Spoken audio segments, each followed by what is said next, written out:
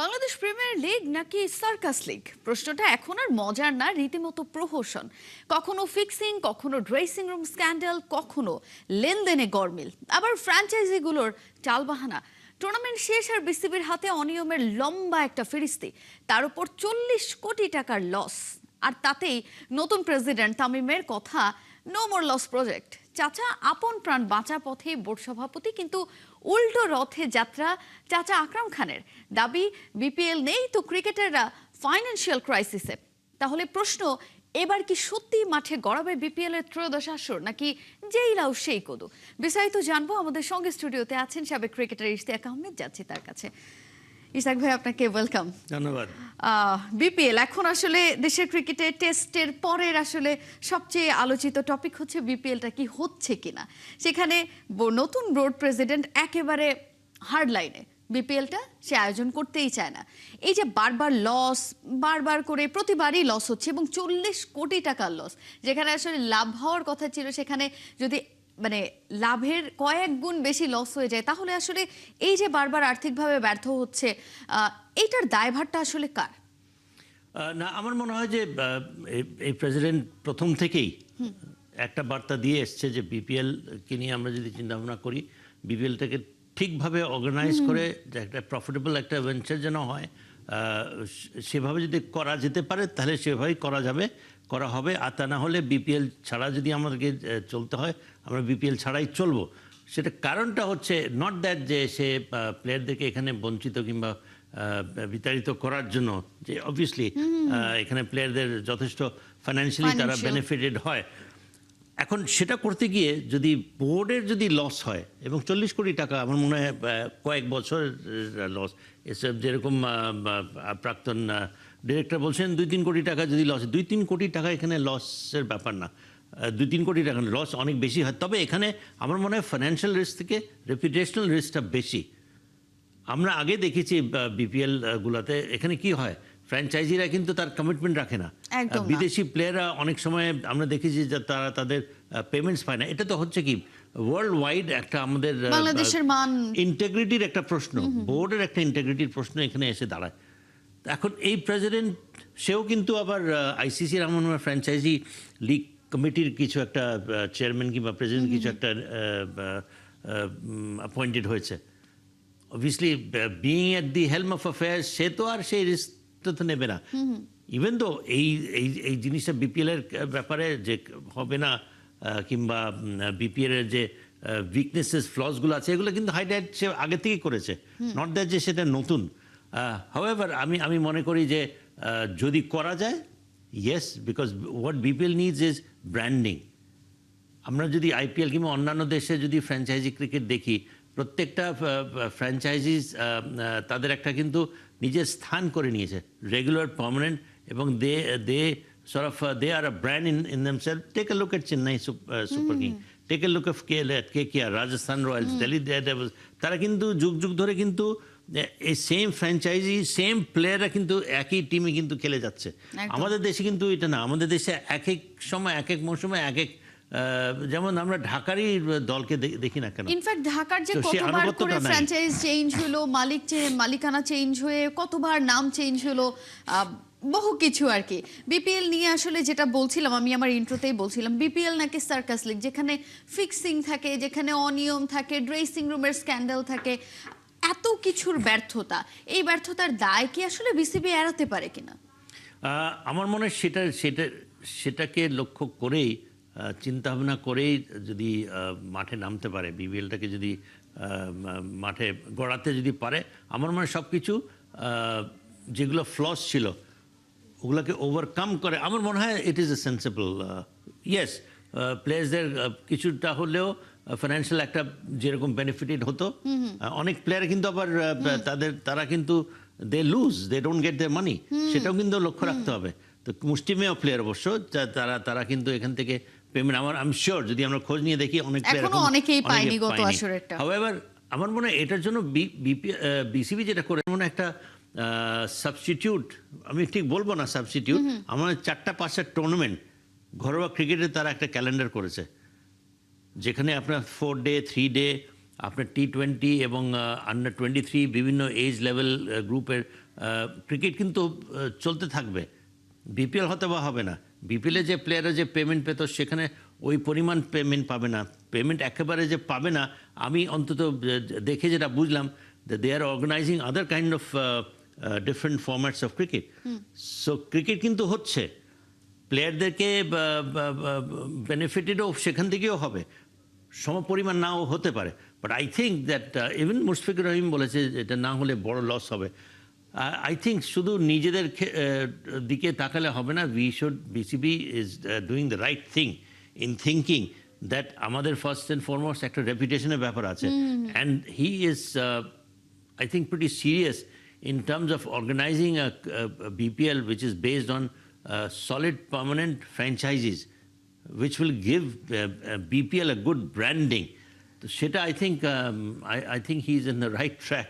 আমার মনে হয় বরং আমাদেরকে তাকে এবং সে কিন্তু অলরেডি মাঠে নেমে গেছে, আমি যতটুকু বুঝতে পারছি, যে স্পন্সর্স আয়োজন করা, অ্যারেঞ্জ করা, অর্গানাইজ করা, সেটার ইনিশিয়েটিভটা সে নিয়েছে। So I think he is thinking on a long term, not on a short term. BPL aske holo. Yes, BPL is exciting. Yes, BPL is an entertaining form of cricket, and yes, it is needed. আমি নিজেই, if you ask me, আমি প্রতি বছর wait করি কখন BPL হবে।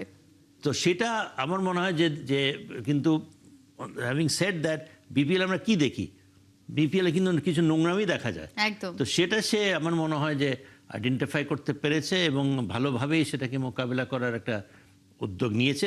Let's see that how well he is able to sort of organize this BPL and get it going. এখানে একটা প্রশ্ন কিন্তু চলে আসে যে তামিম ইকবাল যদি বিপিএল আয়োজন করতে নাই চান, একান্তই যদি না চান, তাহলে আসলে তার হাতে কি আদার্স কোনো বিজনেস মডেল আছে কিনা, যেটাকে আসলে ক্রিকেটটাকে সেখান থেকে ক্রিকেটের যে ফাইন্যান্সিয়াল ক্রাইসিসের কথা আমরা বলছি, নট ইভেন ফাইন্যান্সিয়াল ক্রাইসিস, আরও অনেকগুলো ফ্যাক্টরস এখানে আছে। ড্রেসিং রুমে বিভিন্ন দেশের প্লেয়ারদের সঙ্গে ড্রেসিং রুম শেয়ার করা থেকে আরও অনেক কিছু, সেই ফ্যাক্টরগুলোকে চিন্তা করে তিনি আসলে ডিফারেন্ট কোনো বিজনেস মডেল নিয়ে এগোচ্ছেন কিনা? I think it's an interesting question in the sense যে আমরা মনে হয় মধ্যেখানে শুনেছিলাম that কোন একটা বিদেশি কনসালটেন্ট এখানে নিয়োগ করা হচ্ছে to create some kind of a model so that it replicates IPL এবং PSL এবং অন্যান্য দেশে যে ফ্র্যাঞ্চাইজি ক্রিকেট আছে, সেটা করতে পারলে খুবই ভালো। আরেকটা জিনিস যেটা আমরা দেখতে পাচ্ছি রিসেন্ট সময়, যে বিভিন্ন ভেনিউজগুলোর উপরে গুরুত্ব জোর দেওয়া হচ্ছে for franchise cricket two be successful. আমার মনে হয় এটা ইন টোটালিটি চিন্তা করা উচিত, যাতে করে বিপিএলটা সারা দেশব্যাপী যেন প্রসার আমরা ঘটাতে পারি। এবং এটাতে কি হবে, আমাদের যেগুলো ডিভিশনাল ভেনিউজগুলো আছে, যেগুলো পূর্বে আমরা টেস্ট ক্রিকেট খেলতে দেখেছি, ইন্টারন্যাশনাল ভেনিউজ, এগুলো নতুন করে আমার মনে হয় যে গুছিয়ে এনে 6টা-7টা যদি আমরা ইন্টারন্যাশনাল ভেনিউজ টাইপ যদি আমরা করতে পারি, যেখানে অল টাইপস অফ ইনফ্রাস্ট্রাকচার যদি থাকে, আমার মনে হয় এখানে লজিস্টিক অনেক কিছু ইমপ্রুভ করার ব্যাপার স্যাপার আছে।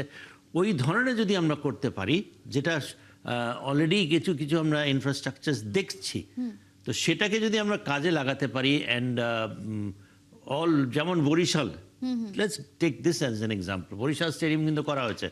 বরিশাল কিন্তু একটা they are trying to establish themselves as a franchise, এবং তারাও কিন্তু উদ্যোগটা নিয়ে এই স্টেডিয়ামটাকে রেনোভেট করা, স্টেডিয়ামটাকে তৈরি করার পিছনে কিন্তু বরিশাল যে ফ্র্যাঞ্চাইজ আছে তার দিকে আমার মনে হয় বিশাল একটা ভূমিকা আছে এখানে। অ্যাটলিস্ট উদ্যোগটা আমরা দেখেছি। তারা চ্যাম্পিয়ন হলো তারপর থেকেই কিন্তু বরিশালের ভেনিউটাকে নিয়ে তারা বেশ সোচ্চার। অ্যাবসলিউটলি। এরকম আমার মনে হয় রাজশাহীতেও করতে পারি, খুলনাতেও করতে পারি, আমরা চিটাগং তো আছে, সিলেটও আছে। So why not other such venues, তো এটা হলে ইয়েস লজিস্টিক্যাল একটা ব্যাপার স্যাপার আছে, এখানে এয়ারপোর্টের ব্যাপার আছে, হোটেলসের ব্যাপার আছে। সো সব কটা আমরা এভাবে যদি গুছিয়ে keep all these in place, and then আমার মনে হয় আমরা অনেক স্পন্সার্সকে আমরা আকৃষ্ট করতে পারবো যে ইয়েস, এই বিপিএলটা, এই franchise cricket will provide a lot of excite. Because কারা স্পন্সার যারা আসবে, ওয়াই উইল দে কাম? তারাও তো একটা মাইলেজ চায়, তারাও তো এখানে তাদের ইকুইটির উপরে তারা একটা রিটার্নস চাবে। সো আনলেস অ্যান্ড আনটিল আমরা ওটা যদি না নিশ্চিত করতে পারি, সেটা করতে গেলে আমি যেটা বললাম, যে আমি শুনছিলাম যে বিসিবি নাকি কোনো একটা বিশাল আকারের একটা কনসালটেন্ট নিয়োগ করছে টু ক্রিয়েট সাচ মডেল। আমার মনে হয় এটা বড় করে চিন্তা ভাবনা করে এবং আমার মনে হয় probably he is thinking on those lines, who knows. Tamim ইকবালের কথা বলছি। বিপিএলটা যদি না হয়, যেটা আমরা বলছিলাম যে বিপিএল না হলে অনেক লস হবে, অনেক কিছু হবে, সেক্ষেত্রে আসলে প্লেয়াররা বারবার বলছে, আপনি যেটা বলছিলেন যে মুশফিকুর রহিমও বলে ফেলেছেন যে প্লেয়ারদের বড় একটা ফাইন্যান্সিয়াল ক্রাইসিসের জায়গা এখানে আছে, কিন্তু দেশের ক্রিকেটের এই যে এই ইমেজ সংকট ঘোচাতে কি আসলে নিজের স্বার্থের চেয়ে ক্রিকেটের স্বার্থটা প্লেয়ারদের দেখা উচিত কিনা? এখন প্লেয়াররা তো they survive on this is the livelihood, this is the bread and butter. তাদেরকে পুরোপুরিভাবে তাদেরকে যদি আমরা বঞ্চিত করি ফ্রম দেয়ার লাইভলিহুড, এটাও ঠিক না। This is not quite right. তো আমার মনে হয় এটার একটা অল্টারনেটিভের জন্য যে ক্যালেন্ডার করা হয়েছে, যে ডোমেস্টিক ক্রিকেটের যেসব টুর্নামেন্টস, যেগুলো বাংলাদেশ ফার্স্ট বলে একটা মনে হয় টুর্নামেন্ট 4 দিন ব্যাপী, তারপরে 3 দিন ব্যাপী একটা আছে, সেখানেও প্লেয়াররা কোন প্লেয়ার ভালো খেলে কিভাবে হ্যাঁ না তারা কিভাবে এলিভেটেড হতে পারে, যারা ভালো খেলছে না তারা কিভাবে রেলিগেটেড হয়ে তারপরেও অপরচুনিটিস থাকে, and then you have under 23 ক্রিকেটার্সদের একটা অপরচুনিটিস। আই থিঙ্ক যেটা করা হচ্ছে, এবং সেগুলো যদি আমরা দেশব্যাপী যদি খেলাতে পারি, আমার মনে হয় this is also very very good initiative যদি আমরা এটা বাস্তবায়ন করতে পারি। একটা এজেন্ডা করা, একটা প্ল্যানিং করা, একটা করা is very easy, to get it implemented is yet another ball game. Let us see BCB যেটা করেছে সেটা কতখানি তারা এটা কার্যকরী করতে পারে।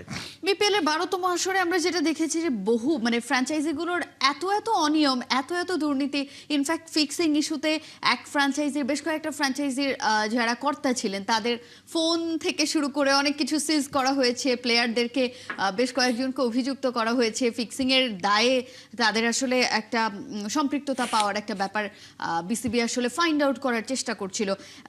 ফ্র্যাঞ্চাইজিগুলোর তো আসলে অনিয়মের শেষ নেই, যেটা বলছিলাম, লম্বা ফিরিস্তি থাকে। বিপিএলটা শেষ হওয়ার আগেই দেখা যায় যে হাজার হাজার অভিযোগ সেখানে চলে আসে। এই জায়গাতে আসলে বিসিবির আসলে এই যদি বিপিএলটা হয়ও, সেটাকে ইমপ্রুভমেন্টের জন্য, ইমেজ সংকটটা ফেরানোর জন্য, কিংবা লসটাকেই কমানোর জন্য কি কি হার্ড লাইনে যেতে পারে, এবং সেগুলো আসলে পয়েন্ট যদি করতে হয়, বুলেট পয়েন্টগুলো কি হবে?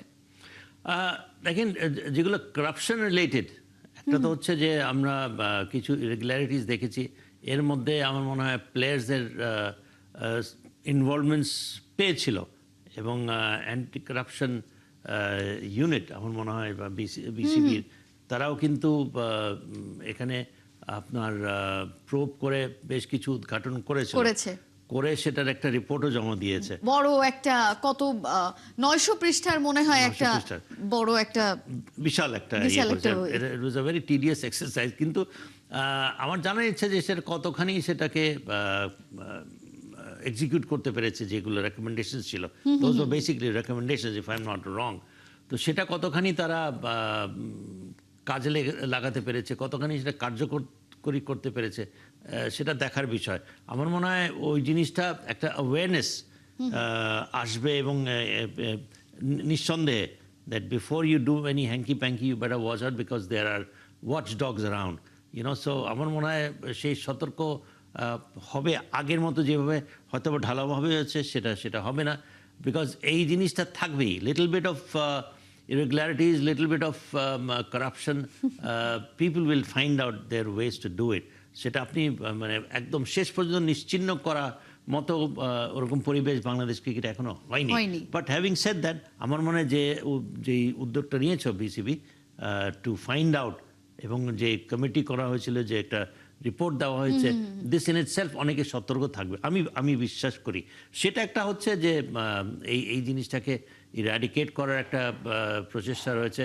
তারপরে যে রেপুটেশন, যেটা প্লেয়ারদের পেমেন্ট না দেওয়া, আমার মনে হয় আমার কাছে সবচেয়ে সাংঘাতিক, সবচেয়ে দুষ্টু প্রকৃতির যারা আছে, এদেরকে completely, if you do not eliminate this kind of elements from cricket, যেটাতে আপনার বিশ্বব্যাপী আপনার একটা রেপুটেশনের একটা ঘাটতি, এটাকে কম্প্রোমাইজ করার কোনো স্কোপ নাই। আমার মনে হয় যে even last BPL governing committees should be brought to task and should be asked to explain যে how is it that it is during your time such things have happen and you have allowed it to happen. এটা আমার মনে হয় this has gone unanswered. So এটা এত আস্পর্ধা আমার মনে হয়, এবং সবচেয়ে বেশি খেয়াল রাখা উচিত আমার বর্তমান কমিটির এটার জন্য পুনরাবৃত্তি না হয়। কোনো বিপিএল কোনো ফ্র্যাঞ্চাইজি যেন সে আস্পর্ধা যেন না হয় যে আমি কমিটমেন্ট করছি প্লেয়ারদের পেমেন্ট দেবো and you not doing that is inexcusable. So আমার মনে হয় যে I would respect this president যে উইথ দ্যাট ইন মাইন্ড সে যদি বিপিএলকে যদি মানে যাদেরকে শায়েস্তা করার তাদেরকে যদি শায়েস্তা যদি নাও করতে পারো, অ্যাটলিস্ট ইউ মেক শিওর এটা যেন পুনরাবৃত্তি আগামীতে না ঘটে। আপনাকে অসংখ্য ধন্যবাদ আমাদের সঙ্গে যুক্ত হওয়ার জন্য। দর্শক, বিপিএল নিয়ে আমরা কথা বলছিলাম, আমাদের সঙ্গে স্টুডিওতে ছিলেন সাবেক ক্রিকেটার ইশতিয়াক আহমেদ।